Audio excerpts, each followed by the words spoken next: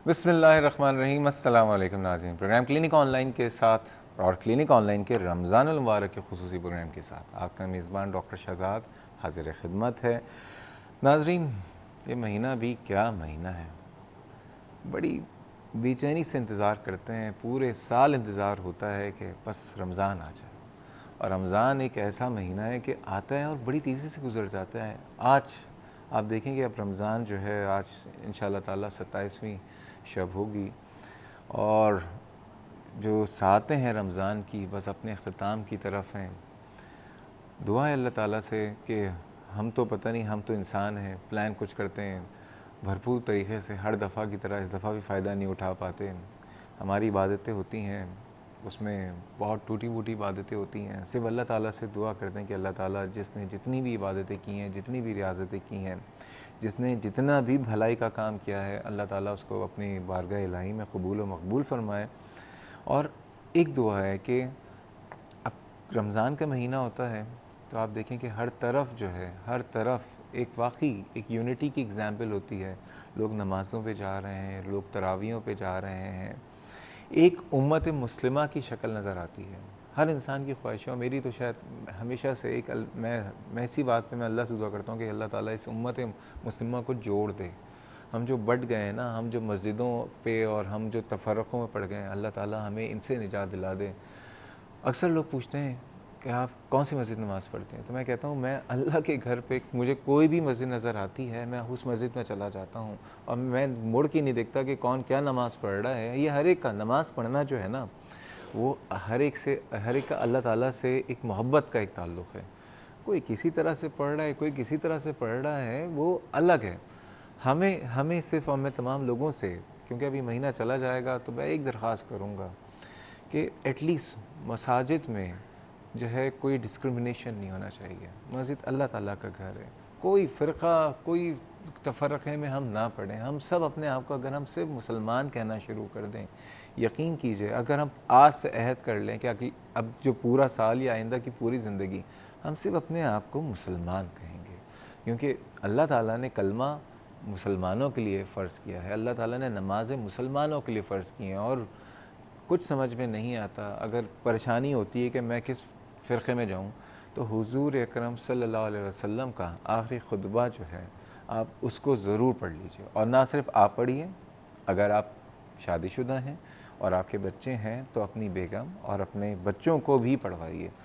उसमें एक चीज़ बड़ी क्लियर है, ना किसी अरबी को अजमी पे, ना किसी अजमी को अरबी पे फ़ौक़ियत है। अगर किसी को फ़ौक़ियत है तो सिर्फ़ और सिर्फ तक़वे की बुनियाद पे है, उनके अमाल की बुनियादों पे है। तो हम सब कोशिश करें, बजाय इसके कि हम दूसरों के ऊपर बहतान लगाएँ, दूसरों के ऊपर कुफ़र के फतवे लगवाएँ और अपने आप को सबसे पहले अल्लाह ताला का ज़्यादा चहीता समझें।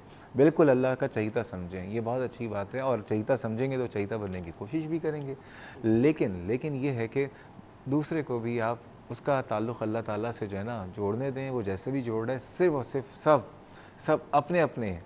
हम सबको अपनी अपनी क़ब्रों में जाना है। ना पे हमारे पास कोई वो पॉलिटिकल पार्टी का कोई लीडर होगा, ना हमारा कोई दोस्त होगा, ना हमारे घर वाले होंगे। वहाँ पे सिर्फ़ और सिर्फ आपका जो क़ब्र में भी हिसाब होगा और जो अल्लाह ताला के पास भी हिसाब होगा, वो तक़वे की बुनियाद पे होगा। एनी हाउ, जब रमज़ानुल मुबारक की बात करते हैं तो आज ये देखें कि कल हमने बनाया 14 अगस्त जश्न आज़ादी, और ये जो है इंग्लिश तारीख़ थे उसके हिसाब से आज हमें बनाना चाहिए आज भी जश्न आज़ादी, क्योंकि इस्लामिक पॉइंट ऑफ व्यू से तो पाकिस्तान की जो आज़ादी है वो 27 रमज़ान मुबारक को हुई है। तो हम बड़े खुशनसीब हैं कि एक ही महीने में और एक दिन के फ़र्क से हम 2 जश्न आज़ादी बनाएंगे। और सिर्फ़ मैं दरख्वास्त करूँगा तमाम लोगों से कि आज की रात, क्योंकि ताक़ रातों में से शब क़दर कौन सी रात है ये तो हमें नहीं पता, लेकिन 27वीं शब के मुतालिक कहते हैं कि चांसेस ज़्यादा होते हैं, और हम सब का एक बिलीव भी है। सब इबादतें तमाम रातों में करते हैं, लेकिन आज की रात पे हर आदमी चाहता है कि ज़्यादा इबादतें करें।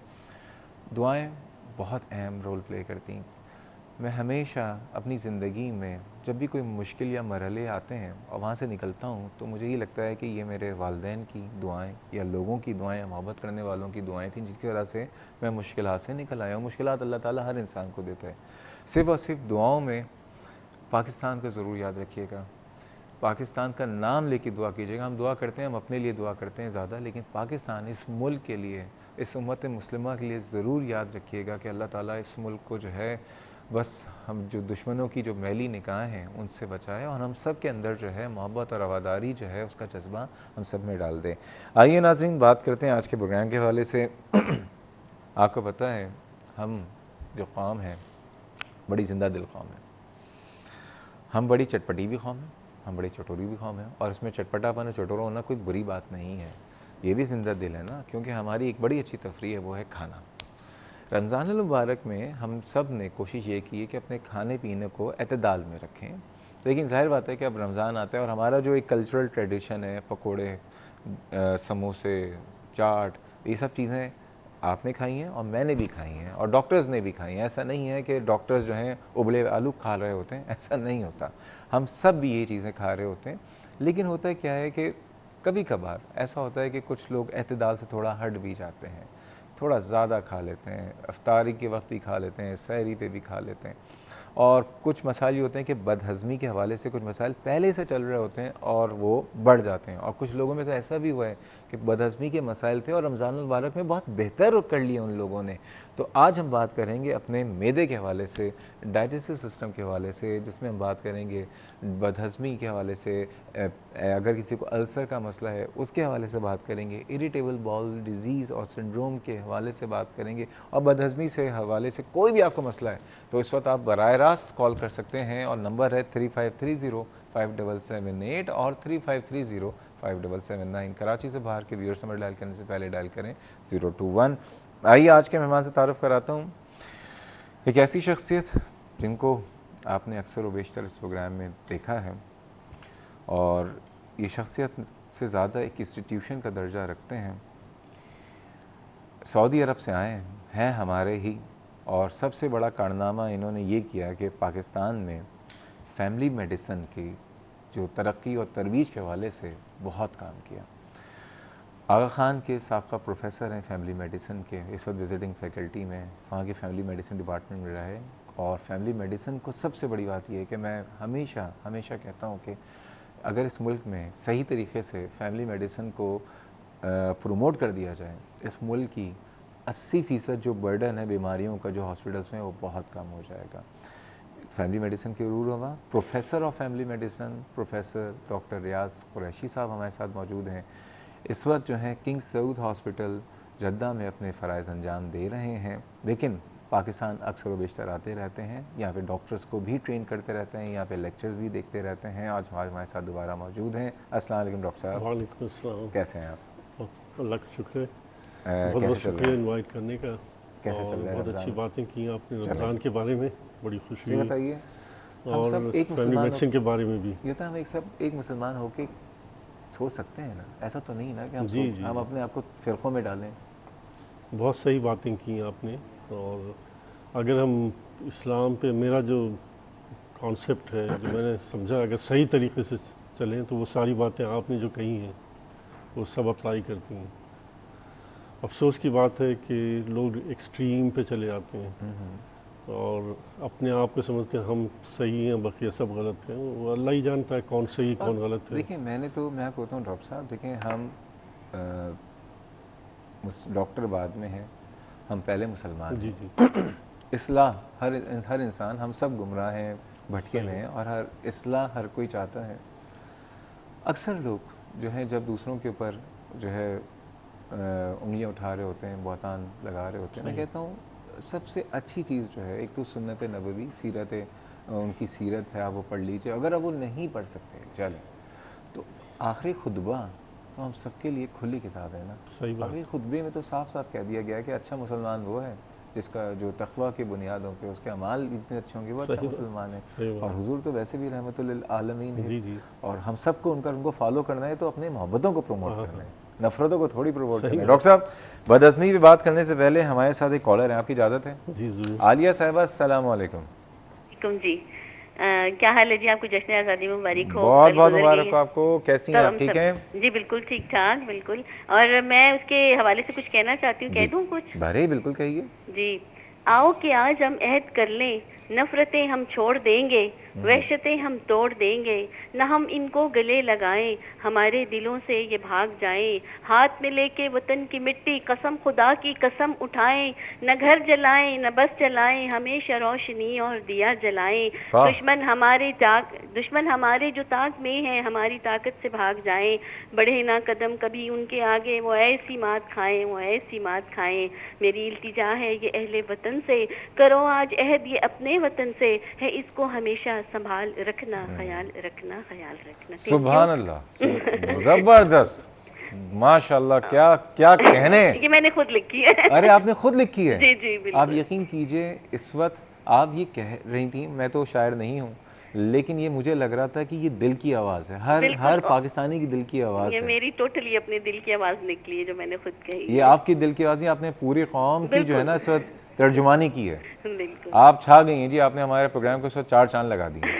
थैंक यू जी। और मैंने ये डॉक्टर साहब से पूछना था कि ये जो हम मेप्रोजोल लेते हैं बदहजमी के लिए हो जाए, तो इसका ज़्यादा इस्तेमाल लेना ठीक है या इसको अवॉइड करना ठीक है? अक्सर क्योंकि ये कोई चीज़ जैसे चने वने आप खा लेते हैं तो फिर वो तबीयत में थोड़ा सा गैसेस वगैरह बनना शुरू हो जाती है और एसिडिटी हो जाती है। तो और ये पिछले दिनों मुझे दवाई लेनी, एंटीबायोटिक लेनी पड़ गई, तो मैंने फिर मेप्रोजोल ली तो नहीं, लेकिन वो मेरे पेट में ऐसे होता है जैसे स्टक हो जाता है सब। आपको तकलीफ क्या होती है पहले ये बताइए? मुझे ना गैसेस बहुत ज़्यादा बनती हैं, गैस्ट्राइटिस जिसको कहते हैं ना, वो मुझे बहुत ज़्यादा मसला है। अच्छा, जलन भी होती है? जलन भी होती है और फिर ये है कि पेट फूल जाता है, जिसकी पेट वजह फूल। से फिर बड़ी आपको पता है वो तबीयत में अजीब सी बात हो जाती है। और तो जी जी जी? जी जी कहिए, आप तो कहिए। इसके लिए थोड़ा सा बताइएगा कि मैंने ये सुना था कि मेप्रोजोल जो लेते हैं वो ठीक ज़्यादा है, लेनी हम इस पे भी नहीं। बता देते हैं, लेकिन हम तो चाह रहे हैं कि आपकी तकलीफ को डायग्नोज भी कर लें। आपकी उम्र कितनी है? जी मेरी 45। 45 है। अच्छा, आवाज़ तो 25 वाली है। अच्छा, ये बताइए कि मसला कितने अरसे से? ये मुझे ऑन एंड ऑफ तरीके से ऐसे रहता है। अब तो ये कि मैंने डाइट के थ्रू थोड़ा सा काफ़ी इसको कंट्रोल किया है, लेकिन ये मुझे बड़ा पुराना मर्ज है। ये बताइए कि कॉन्स्टिपेशन या डायरिया तो नहीं रहता? नहीं डायरिया नहीं रहता है, लेकिन कॉन्स्टिपेशन भी कभी कभी, लेकिन उतनी कोई और वजन आपका पूछ सकता हूँ? वजन मेरा होगा जी 60, आप समझ लें 60। डॉक्टर साहब कुछ पूछना चाहेंगे इनके मसले के हवाले से? वज़न पहले जैसा या कम हुआ है? नहीं, पहले से मैंने काफ़ी कम की है। पहले मैंने गेन कर लिया थी, इसी वजह से गेन कर जाती थी, टांगों में दर्द शुरू हो जाता था जब ये मैदे में गैसेस वगैरह बनती थी। तो लेकिन ये है कि अभी मैंने काफ़ी कंट्रोल किया है, लेकिन ये है कि हर चीज़ से खाना छोड़ दिए जो हिट कर जाती है ना मैदे को। लेटने पे ज़्यादा तो नहीं होता जब लेट जाएं बैठने के मुकाबले में? क्या नहीं होता? लेटने में दर्द ज़्यादा तो नहीं होता आपको? लेटने में दर्द होता है, कभी कभी ऐसा लगता है ना जैसे पसलियों में दर्द हो रही है। और रमज़ान में ख़ास तौर से हो रहा है या पूरे साल होता है? रमज़ान में भी अभी मतलब जिस तरह मेरा पेट खाली है ना, तो ऐसे मैं जब उठूंगी बेड से, सो के उठती हूँ तो मुझे पहले चक्कर आते हैं, ऐसे जैसे मैदे में भारीपन हो रहा है, कुछ दिल करता है कुछ खाऊं थोड़ा सा, जब कुछ खाती हूँ थोड़ा सा तो वो ठीक हो जाता है। ये नहीं रोज़ों में तो नहीं खा सकते, लेकिन ठीक है आलिया साहबा, अभी हम तफसील में बात करते हैं गैसों का मसला क्यों होता है, ठीक है ना, ये सारी बातें करेंगे। फिर आपकी दवा जो आपने बताई है उसके हवाले से ही बात करेंगे। बहुत शुक्रिया। एक तरफ पाकिस्तान में कहते हैं सीएनजी का मसला है, गैस की कमी, कहाँ से गैस की कमी है, इतने गैस के मसाइल हैं डॉक्टर साहब, लेकिन सारी बातें आज मैं पूछूंगा आपसे कि गैस के मसाइल सिर्फ इंसानों के अंदर क्यों हैं, ठीक है, और उसको कैसे बेहतर करेंगे। लेकिन वक्त हुआ एक छोटे से ब्रेक का, हमारे साथ रहिएगा।